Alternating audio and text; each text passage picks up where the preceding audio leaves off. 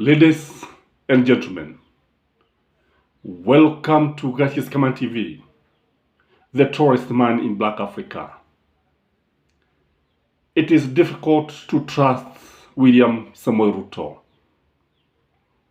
It is very, very difficult.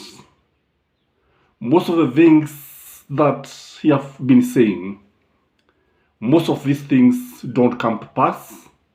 Na mambo mengi ambayo husema is hot air. I want you to look at a number of things, and you should realize that why Raila Amolo Odinga should be very, very careful together with his team when dealing with Azimio.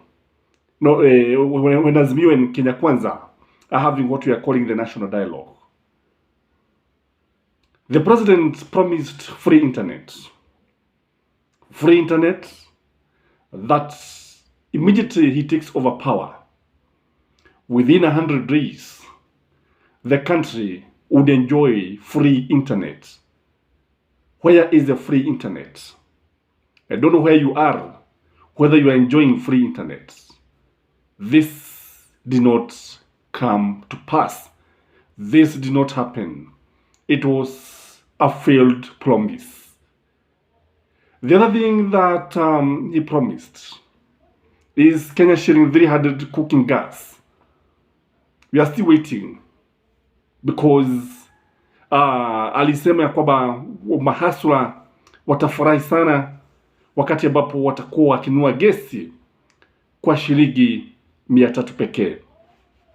This is something else that I would say put William Samoei Ruto in a very, very difficult situation, because I don't think this one is going to happen also.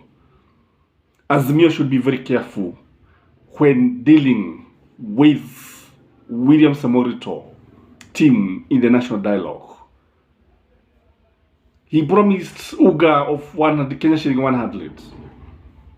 It has never come to pass. 7 months down the line, a list of failed promises.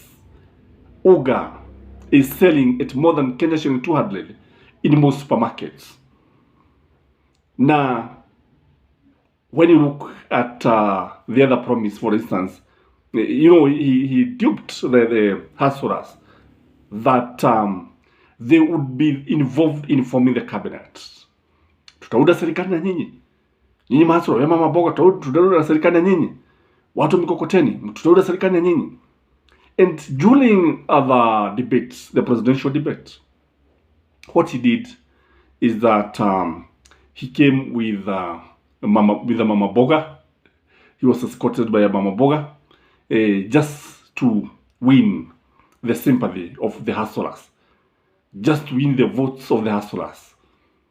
And now there are also other promises that are taking place, because he has said that he's going to have mega housing projects in all 47 counties. And I believe this is where the government is going to steal a lot of money. This is where corruption will be. These housing projects, if at all they succeed, you realize that a lot of money will be spent here. Kile ambacho utaona ni kwamba ni kadarasi ambazo zitakuwa pale, ni ujenzi wa nyumba ambao utagharimu pesa nyingi sana. Pesa ambazo labda unapata nyumba ambayo ingejengwa labda tuseme kwa mfano milioni 1, unapata inatumia milioni 2. This is where Azimio should point their guns. Again, he has also been promising about I think 100 dams. Now, is it nationally within 1 year? I don't know how many dams have been built so far. And this is something that needs to be taken very, very seriously. So, why am I saying all this? I'm saying all this to prepare Azimio supporters that the national dialogue is going nowhere. The national dialogue is just a way of buying time. The national dialogue is just a way of hoodwinking Azimio. The national dialogue was just a way of stopping Raila from leading maandamano. the national dialogue is just a way of learning, trying to deflate the fire and the wheel that were rolling all over Nairobi, the wheel of justice, the wheel of defending democracy. And it was a way, ni njia ya kukata mikada ili dereva ambaye ni Raila Amolo Odinga awe dereva who was on the steering wheel bila kufuga mikada. This is what it was intended to achieve. And nothing good will come from the national dialogue. What is happening is that the government is very keen on buying time. The government is just buying time, kupoteza wakati ili kuhakikisha kwamba Raila Amolo Odinga and his team are outwitted, and it will be made to fail deliberately. It will not just fail, but it will be made to fail kwa sababu kile ambacho tunaona ni kwamba haileti manufaa yote kwa Kenya Kwanza. And I don't think William Samoei Ruto and his government and his administration can involve themselves in something that is not benefiting them. Indeed, there is no way that the national dialogue is going to address the demands of Azimio. So what Azimio should do is to come up with a roadmap of how they are going to move out of this dialogue and maybe use other means to agitate for reforms, kwa sababu wakiendelea hivi wanavyoendelea, wakiwa wanawafuata wale wana Kenya Kwanza, kile ambacho kitatokea mwishowe ni aibu. I am telling you, Kenya Kwanza is very good at this. Kenya Kwanza has never been genuine.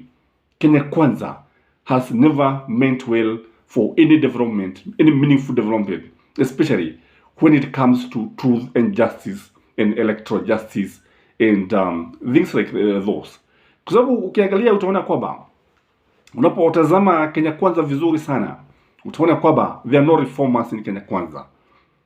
And what is happening ni vita kati ya wanaharakati ambao tunaweza kuwaita wana mapinduzi, wana demokrasia, na wale ambao walikuwa upande wa Raila Amolo Odinga when he was against Moi. When you look at Kenya Kwanza, when you look at Gachagua was a DO during Moi's time, and he has been accused of so many things. Again, when you look at Ruto himself, he was the secretary, the secretary or treasurer of Youth for Kano 92, the youth wing of Kano, that was actually beating akina Raila Amolo Odinga, akina Matiba, without minding about their age, akina Rubia. This was a body, an organ that was used by the government of Arap Moi to finish and trounce and to completely destroy the opposition. And this is where now the conflicts come in. So kile ambacho tunaweza kusema ni kwamba hatutarajii kuona mambo yote yakitoka katika majadiliano haya. Hakuna jambo ambalo Raila should expect. Indeed, if you ask me, Kenya Kwanza want to waste time. Kenya Kwanza, you know, time is very, very funny because time usually brings other issues. And if you look at what has happened already, William Samoei Ruto knew very well that when it comes to the appointment of people who are going to represent Azimio, he knew that this one would bring issues. And already it has started to bring issues. Sababu ukiangalia tunaona kuna watu ambao wanalalamika, wengine wakisema kwamba watu kama Babu Owino wangekuwa pale katika ile orodha ya viongozi ambao wanawakilisha Azimio. This is very much deliberate. So as times move by, kile ambacho kinatokea ni kwamba kunatokea swala lingine ambalo au changamoto ambayo inatokea. Again, what will happen now when they start the dialogue itself, when they start discussing the issues at hand, kuna wale ambao watakubaliana na watu wa Kenya Kwanza. And I believe that these guys who are appointed are supposed to report to akina Raila, akina Karua, akina Kalonzo. So they'll be reporting to them. So what will happen is that, and if Kenya Kwanza outwit Azimio, I think Raila will have himself to blame, because kile ambacho nilisema ni kwamba there was no need of calling of the mass action. There was no need. You don't leave the dance floor when everybody is dancing.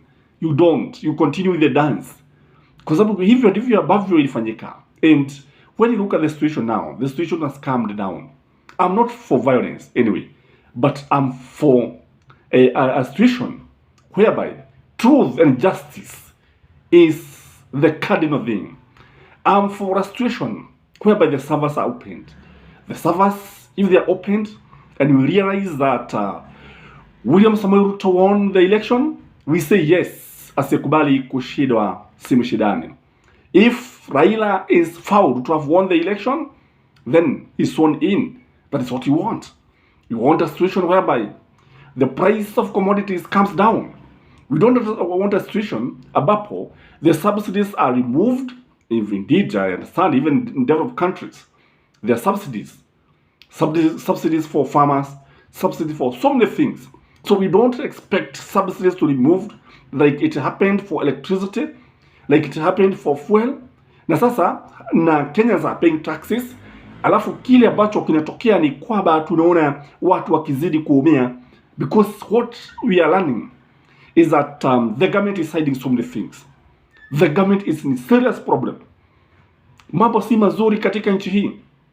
Mambo si mazuri hata kidogo, kwa sababu ukiangalia utaona kwamba kila mmoja wetu analalamika. Si mama boga, si mchunga kondoo, si nani, si makasisi kanisani.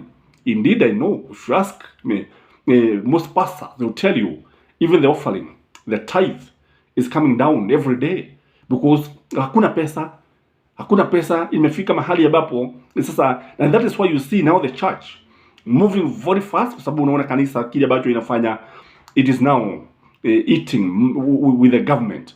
That is why ukiangalia utaona like now tomorrow you expect utaona the church where the president and Gachagua and Kenya Kwanza wataenda, jina la Raila Amolo Odinga litatajwa mara nyingi kuliko jina la Mwenyezi Mungu.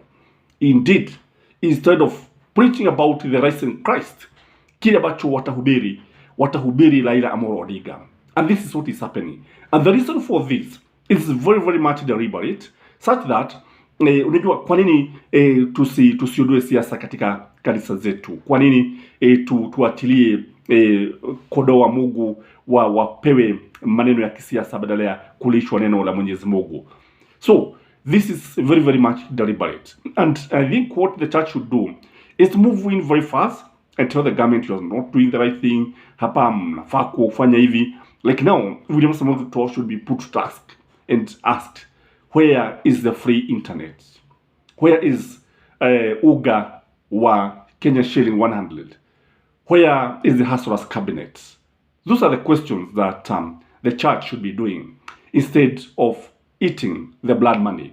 Kwa sababu kile ambacho tunaona kwamba zile pesa ambazo wanapata muhodhi, the sadaka, the offering, wakati ambapo hawa viongozi wa Kenya Kwanza wanaingia katika kanisa, kusema kweli, they are leaping big, and that's why they cannot talk.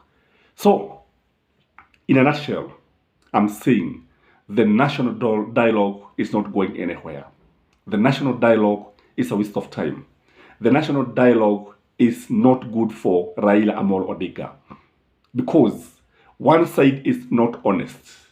Because one thing is that someday I read somewhere that watch your thoughts because they become your words. Watch your words because they become your behavior.